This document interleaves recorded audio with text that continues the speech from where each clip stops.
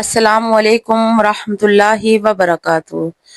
آج ہم بات کریں گے بہت ہی امپورٹنٹ ٹاپک پر، جو ہے حجاب۔ دیکھیں، پردہ کرنا ایک مستقل عبادت ہے۔ اللہ تعالیٰ نے قرآن پاک میں فرمایا ہے، اے نبی اپنی بیویوں سے بھی کہہ دو، اے نبی اپنی بیویوں سے بھی کہہ دو اور اپنی بیٹیوں سے بھی کہہ دو اور تمام مومنوں کی عورتوں سے بھی کہہ دو کہ وہ اپنے چہروں پر اپنی چادریں لٹکا لیا کریں۔ اس سے زیادہ صاف اور واضح حکم کوئی اور نہیں ہو سکتا۔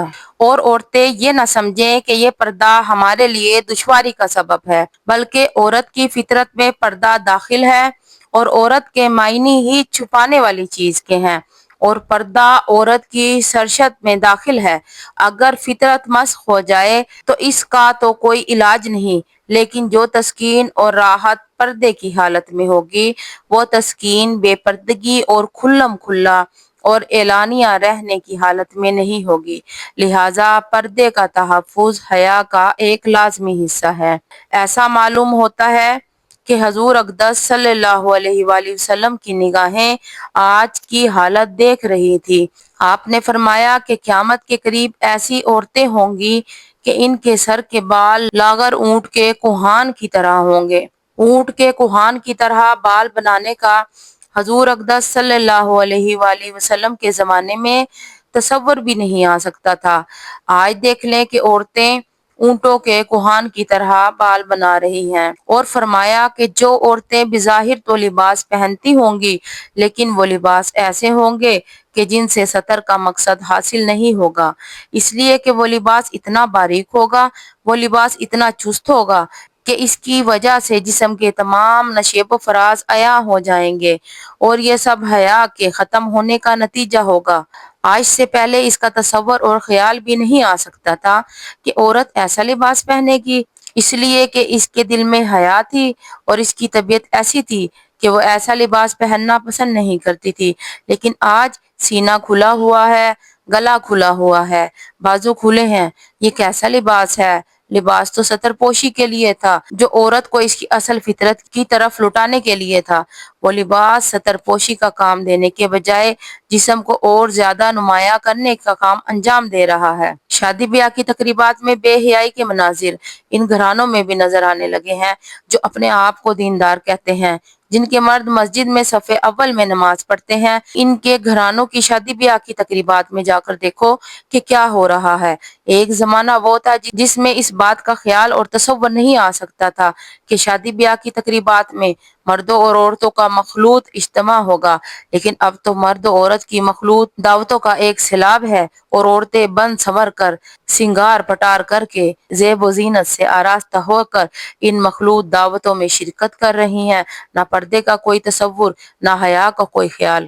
اور پھر ان تقریبات کی ویڈیو فلمیں بن رہی ہیں تاکہ جو کوئی اس تقریب میں شریک نہ ہو سکا اور اس نظارے سے لطف اندوز نہیں ہو سکا، اس نظارے سے لطف اندوز ہونے کے لیے ویڈیو فلم تیار ہے، اس کے ذریعے وہ اس کا نظارہ کر سکتا ہے۔ وہ سب کچھ ہو رہا ہے، لیکن پھر بھی دیندار ہیں، پھر بھی نمازی پرہیزگار ہیں۔ یہ سب کچھ ہو رہا ہے، لیکن کان پر جوں نہیں رینگتی اور ماتھے پر شکن نہیں آتی اور دل میں اس کو ختم کرنے کا کوئی داعیہ پیدا نہیں ہوتا۔ بتائیے، کیا پھر بھی یہ فتنے نہ آئیں؟ کیا پھر بھی بد امنی اور بے سکونی پیدا نہ ہو؟ اور آج کل ہر ایک کی جان و مال، عزت و آبرو خطرے میں ہے۔ یہ سب کیوں ہے؟ یہ تو اللہ تعالیٰ کی طرف سے غنیمت ہے کہ حضور صلی اللہ علیہ وآلہ وسلم کی برکت ہے کہ ایسا قہر ہم پر نازل نہیں ہوتا کہ ہم سب ہلاک ہو جائیں، ورنہ ہمارے اعمال تو سارے ایسے ہیں کہ ایک قہر اور ایک عذاب کے ذریعے سب کو ہلاک کر دیا جاتا۔ اب بھی وقت ہاتھ سے نہیں گیا۔ اب بھی اگر گھر کے سربراہ اور گھر کے ذمہ دار اس بات کا تہیہ کر لیں کہ یہ چند کام نہیں کرنے دیں گے، ہمارے گھروں میں مرد عورتوں کا مخلوط اجتماع نہیں ہوگا، ہمارے گھر میں کوئی تقریب عورتوں کی بے پردگی کی نہیں ہوگی، ویڈیو فلمیں نہیں بنیں گی، اگر گھر کے بڑے ان باتوں کا تہیہ کر لیں تو اب بھی اس سیلاب پر بند باندھا جا سکتا ہے۔ ایسا نہیں ہے کہ یہ سیلاب قابو سے باہر ہوا ہو، لیکن اس وقت سے ڈرو کہ جب کوئی کہنے والا خیر خواہ اس صورتحال کو تبدیل کرنے کی کوشش کرے گا اور نہیں کر سکے گا۔ کم از کم وہ گھرانے جو اپنے آپ کو دیندار کہتے ہیں، جو دین اور اسلام کا نام لیوا ہیں اور بزرگوں سے تعلق رکھنے والے ہیں، وہ تو کم از کم اس بات کا تہیہ کر لیں کہ ہم بے پردگی کے اجتماع میں اپنی عورتوں کو نہیں جانے دیں گے۔ ہمارے بزرگوں نے بائیکاٹ وغیرہ کے طریقے نہیں سکھائے، لیکن یاد رکھو ایک مرحلہ ایسا آتا ہے جہاں انسان کو یہ فیصلہ کرنا پڑتا ہے کہ یا تو ہماری یہ بات مانی جائے گی ورنہ اس تقریب میں ہماری شرکت نہیں ہوگی۔ اگر شادی کی تقریبات ہو رہی ہیں اور مخلوط اجتماع ہو رہے ہیں جہاں بے پردگی ہو رہی ہے، جہاں آپ کی عورتوں کے پردے کا کوئی انتظام نہیں کیا گیا اور آپ سوچ رہے ہیں کہ اگر اس دعوت میں نہیں جاتے تو خاندان والوں کو شکایت ہو جائے گی کہ آپ نے اس دعوت میں کیوں شرکت نہیں کی، ارے یہ تو سنو کہ ان کی شکایت کی تو آپ کو پرواہ ہے لیکن ان کو آپ کی شکایت کی پرواہ نہیں۔ اگر تم پردہ نشین خاتون ہو اور وہ تم کو دعوت میں بلانا چاہتے ہیں تو انہوں نے تمہارے لیے پردے کا انتظام کیوں نہیں کیا؟ جب انہوں نے تمہارا اتنا خیال نہیں کیا تو پھر تم بھی ان کا خیال کرو، یہ تم پر واجب نہیں ہے۔ ان سے صاف صاف کہہ دو کہ ہم ایسی تقریب میں شریک نہیں ہوں گی جب تک کچھ خواتین ڈٹ کر یہ فیصلہ نہیں کریں گی۔ یقین رکھو اس وقت تک یہ سیلاب بند نہیں ہوگا۔ کب تک ہتھیار ڈالتے جاؤ گے، کب تک ان کے آگے تھپڑ ڈالتے جاؤ گے، یہ سیلاب کہاں تک پہنچے گا؟ لہٰذا جن کے دل میں تمہارے پردے کا احترام نہیں، جن کے دل میں تمہارے پردے کی وقت اور عظمت نہیں، اور اگر تمہارا خیال نہیں کرتا تو تم ان کا خیال کیوں کرتی ہو؟ ایک بے پردہ عورت عورتوں کے لیے علیحدہ انتظام کی ہوئی جگہ میں آ کر بیٹھ جائے اور مردوں کے سامنے نہ آئے تو اس میں اس کا کوئی نقصان اور خرابی نہیں، لیکن اگر پردہ دار عورت مردوں کے سامنے چلی جائے تو اس پر قیامت گزر جائے گی۔ اگر پردے کا انتظام نہ ہونے کے باوجود تم صرف اس لیے جاتی ہو تاکہ وہ برا نہ مانے لیکن کہیں ان کو برا نہ لگ جائے، ارے کبھی تم بھی تو برا مانا کرو کہ ہم اس بات کو برا مانتے ہیں، ہمارے لیے ایسی دعوتیں کیوں کی جاتی ہیں جس میں پردے کا انتظام نہیں ہے۔ یاد رکھو جب تک یہ نہیں کریں گی یہ سیلاب نہیں رکے گا۔ جہاں تقریبات میں بظاہر خواتین کا انتظام علیحدہ بھی ہے، مردوں کے لیے علیحدہ شامیانے ہیں اور عورتوں کے لیے علیحدہ، لیکن اس میں بھی یہ ہوتا ہے عورتوں والے حصے میں بھی مردوں کا ایک طوفان ہوتا ہے۔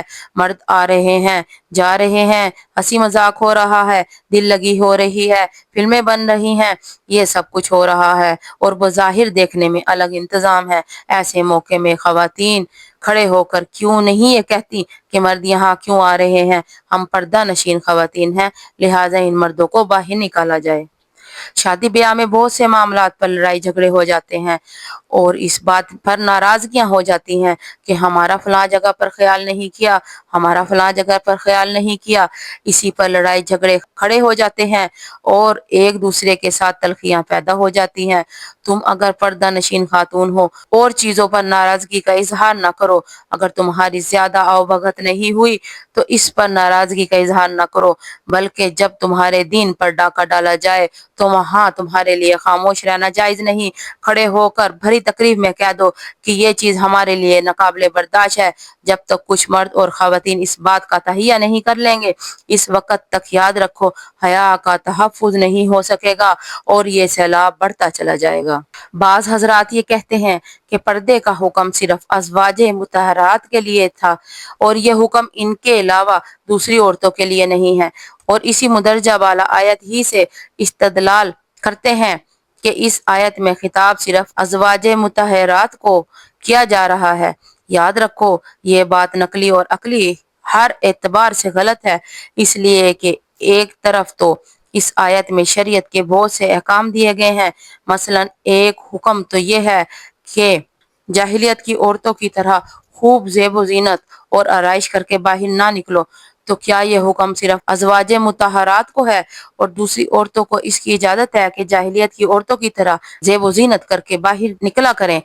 ظاہر ہے کہ دوسری عورتوں کو بھی اجازت نہیں، اور آگے ایک حکم یہ دیا کہ اور نماز قائم کرو۔ نماز قائم کرنے کا حکم صرف ازواج مطہرات کے لیے ہے اور دوسری عورتوں کو نماز کا حکم نہیں، اور اس کے بعد ایک حکم یہ دیا گیا کہ اور زکوٰۃ ادا کرو، تو کیا زکوٰۃ کا حکم صرف ازواج مطہرات کو ہے، دوسری عورتوں کو نہیں؟ اور آگے فرمایا کہ اور اللہ اور اس کے رسولوں کی اطاعت کرو، تو کیا اللہ اور اس کے رسولوں کی اطاعت کا حکم صرف ازواج مطہرات کو ہے اور دوسری عورتوں کو نہیں ہے؟ پوری آیت کا سیاق و سباق یہ بتا رہا ہے کہ اس آیت میں جتنے احکام ہیں وہ سب کے لیے عام ہیں، اگرچہ براہ راست خطاب ازواج مطہرات کو ہے، لیکن ان کے واسطے سے پوری امت کی عورتوں کو خطاب ہے۔ دوسری بات یہ ہے کہ حجاب اور پردے کا مقصد یہ تھا کہ معاشرے کے اندر بے پردگی کے نتیجے میں جو فتنہ پیدا ہو سکتا ہے اس کا سدباب کیا جائے۔ تو جب ازواج مطہرات کو یہ حکم دیا جا رہا ہے کہ تم پردہ کے ساتھ نکلو، تو دوسری عورتوں کو یہ حکم بطریق اولا دیا جا رہا ہے۔ حجاب کا یہ حکم اللہ تعالیٰ نے قرآن کریم میں نازل فرمایا اور حضور اقدس صلی اللہ علیہ وآلہ وسلم نے احادیث میں اس کی تفصیل بیان فرمائی۔ ازواج مطہرات اور صحابیات نے اس حکم پر عمل کر کے دکھایا۔ اب اہل مغرب نے یہ پراپوگنڈا شروع کر دیا کہ مسلمانوں نے عورتوں کے ساتھ بڑا ظالمانہ سلوک کیا ہے، کہ ان کو گھروں میں بند کر دیا، ان کے چہروں پر نقاب ڈال دی اور ان کو ایک کارٹون بنا دی۔ تو کیا مغرب کے اس مذاق اور پراپوگنڈے کے نتیجے میں ہم اللہ اور اللہ کے رسول صلی اللہ علیہ وآلہ وسلم کے ان احکام کو چھوڑ دیں؟ یاد رکھو، جب ہمارے اپنے دلوں میں یہ ایمان اور اعتماد پیدا ہو جائے کہ ہم نے رسول اللہ صلی اللہ علیہ وآلہ وسلم سے جو طریقہ سیکھا ہے وہی طریقہ برحق ہے، تو پھر اہل مغرب کے طعنوں کی پرواہ نہیں۔ کوئی مذاق اڑاتا ہے تو اڑایا کرے، کوئی طعنے دیتا ہے تو دیا کرے، یہ طعنے تو مسلمان کے گلے کا زیور ہے۔ انبیاء علیہ السلام جو اس دنیا میں تشریف لائے، کیا انہوں نے کچھ کم طعنے سہے؟ جتنے انبیاء علیہ السلام اس دنیا میں تشریف لائے، ان کو یہ طعنے دیے گئے کہ یہ تو پسماندہ لوگ ہیں، یہ دقیانوس لوگ ہیں، یہ ہمیں زندگی کی راحتوں سے محروم کرنا چاہتے ہیں۔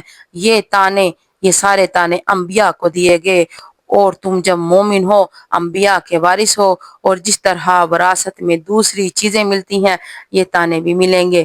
کیا اس وراثت سے گھبرا کر رسول صلی اللہ علیہ وآلہ وسلم کے طریقہ کار کو چھوڑ دو گے؟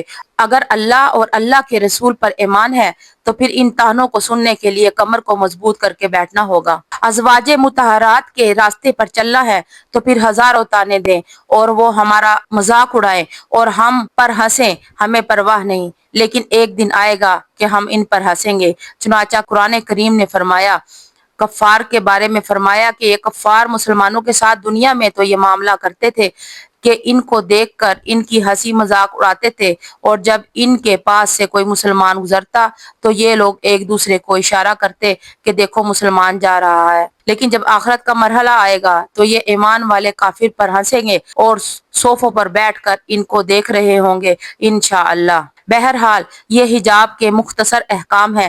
واقعہ یہ ہے کہ ایک عورت کی پاکیزہ اور پارسا زندگی کے لیے حجاب ایک بنیادی اہمیت رکھتا ہے، لہٰذا مردوں کا فرض ہے کہ وہ خواتین کو اس پر آمادہ کریں اور خواتین کا فرض ہے کہ وہ اس کی پابندی کریں۔ اس وقت بہت زیادہ افسوس ہوتا ہے جب بعض اوقات خواتین حجاب کرنا چاہتی ہیں لیکن مرد راستے میں رکاوٹ بن جاتے ہیں۔